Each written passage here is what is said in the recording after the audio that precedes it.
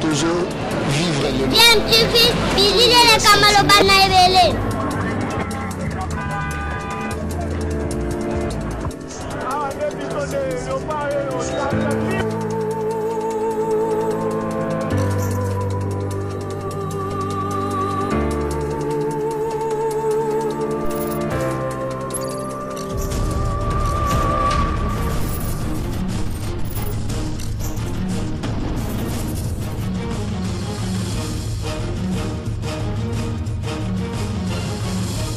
DMTV toujours en avant. Nandi a DMTV mbote nabino esengo eza toujours na ngambu na biso po toyebi ke boza ebele o bozali kolanda chaîne YouTube nabino DMTV boyebi ke DMTV e la rabino masolo ya actualité mais to memela rabino pe ba analyse pe ba réflexion sur ba sujet d'actualité na ba faits sociaux pe ba réalité ndenge tozali ko vivre na mboka na biso boyebi kaka République démocratique du Congo zamboko ezanga makambute ba kolo baloba tambola na mokili omona makambo lelo tozoela bino sujet en rapport kaka na actualité mais avant to aborder sujet wana boyebi kaka maladie ya COVID-19 puisqu'on en parle parce que bazali ko beta masolo ya deuxième vague déjà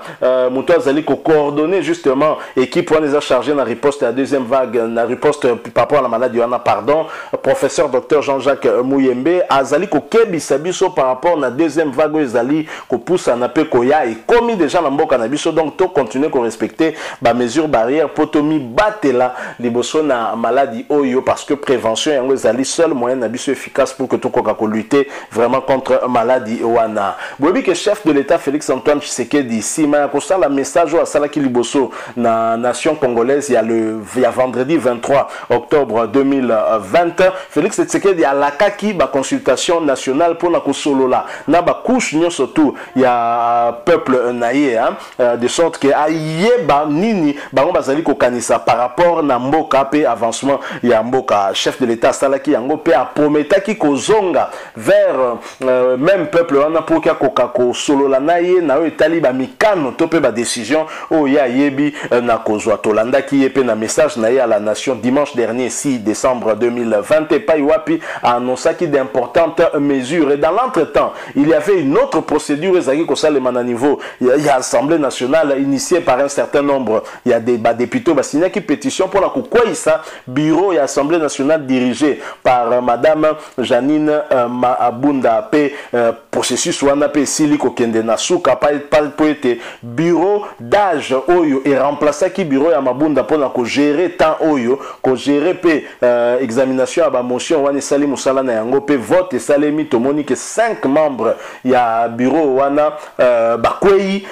notamment Yemoko présidente ou azalaki pe présente mukolo ya élection wana ezalaki le jeudi 10 décembre 2020 mais na élément auto ko présenter bino siko tozali komona ba maman oyo ba mi identifier lokola ba maman ya Kankokolo donc basi ya ba policier na basi ya basoda o ya Kankokolo na lingi na tika bino nanu bolanda message na bango boyoka nini bango balobi bongo na sima tokoka kosala sikoyo moi discussion moke par rapport na oyo bango balobi to analyser ba propos ya ba mama oyo naza ko signaler bino ke boza kolanda chaîne YouTube na bino DMTV yo mtozana no abonné te ndeko na ngai ko wumela te mi abonné na chaîne o DMTV ko bosa na pete ko cliquer na petite cloche ya notification pour yeba ko zanga ga lisute ba prochaine vidéo to ko mettre en ligne awa pona yo suivez cet extrait ya ba mama ya Kankokolo et bongo to zongi tout de suite après. Biso basi ya basoda pe policier ba mama ya Kankokolo tolobi boye toboyi déstabilisation ba institution ya mboka 2 toboyi déstabilisation ya bureau ya Assemblée nationale 3 surtout toboyi nde déstabilisation ya présidente ya Assemblée nationale mama Janine Mabunda oyo azali mwasi ya liboso atombwami na niveau wana ya présidente ya Assemblée nationale na mboka na biso 4 tosengi kimia toboyi mobulu po na mobulu wana mibali na biso pe ba père de famille nde bakufaka merci. Amen. Voilà, Boti Kolanda, Binomoko, moi, élément Mokoto, tiens juste quelques secondes, hein, mais yango etindi bisoto sala moi réflexion moké, hein, pe komituna, nani a instrumentalisé ba maman ya a kankokolo pour que ba kokakosa la message ya lolenge o basali, ba maman ya kankokolo to mona bango jamais, kosa la message pour na kotelemela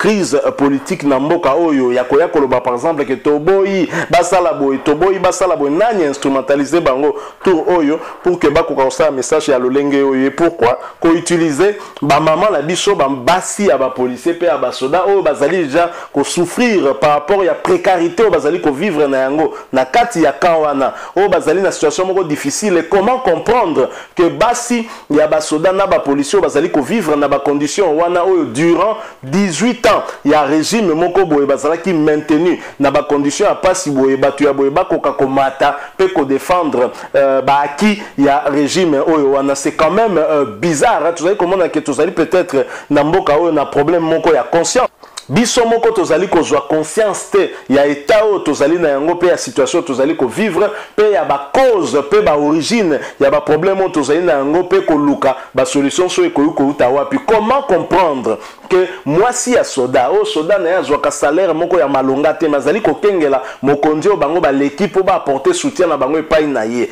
Mais moi si ya soda o soda bimaka na mbongo mukazo ko kakutu ko tikelo mbongo ya kolia te yo le kausa la message que ozali ko soutenir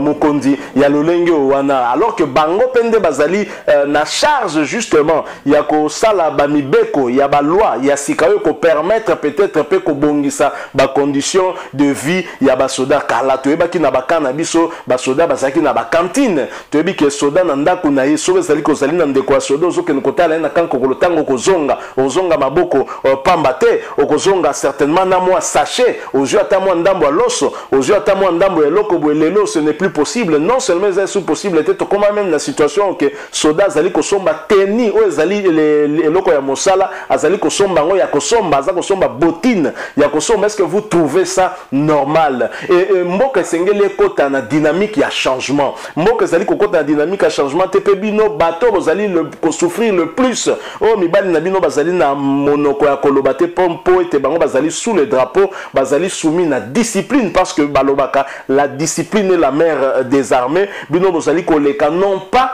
pour la condition ya passion bozako vivre nango, mais pour défendre un acteur ou une actrice politique. Ezali ba genre ya image oyo esengeli interpeller biso personnellement et salinga moi mawa nde na monaki peut-être que kozala malamu mingi na koka ko partager yango na bino passion wana ya komona. Est-ce que ba maman oyo toti komona o ba leki, est-ce que bazali consciente na passion bango bazali na ngo pe passion wana euti wapi po ete to sali bambula ebele condition ya basoda, condition ya bana ya basoda, condition ya basi ya basoda ezali ko bongate ezali toujours mabe. Et comment bokoki koleka bokoka ko soutenir mabe quelque part ezali ko soutenir mabe. Je crois que ezali ba genre ya ba message oyo epesi plutôt mawa oleke ekoka kopesa amakasi yango to estima ki en tout cas nécessaire to koka ko échanger na bino yango to lobby que ba maman bazala ki instrumentaliser peut-être que ezali na moto moko boeto ba acteur moko ngana ki basangisi mo mbongo bazu ba pesi ndambu ya ba maman po ete ba leka ba loba au nom ya ba maman ya kankokolo limite que ba maman ya kankokolo ba vandi basi penza ba soda na ba policier o bazali ko vivre chaque jour dans la misère pe na pasi ba ko kozala na même point de vue que groupe ya ba maman otomoni ba oti koleka o bazali koloba tala na mboka na biso ndenge ba instrumentalisera toujours bato bazali ko souffrir kaka par bato oyo bazali justement cause ya souffrance na bango ezali vraiment mawa mingi ko constataka ba biloko ya bongo epai na biso. Donc voilà moi mon sujet otolonga kito kabola na bino point de vue na bino e ko intéressé pe biso botika la biso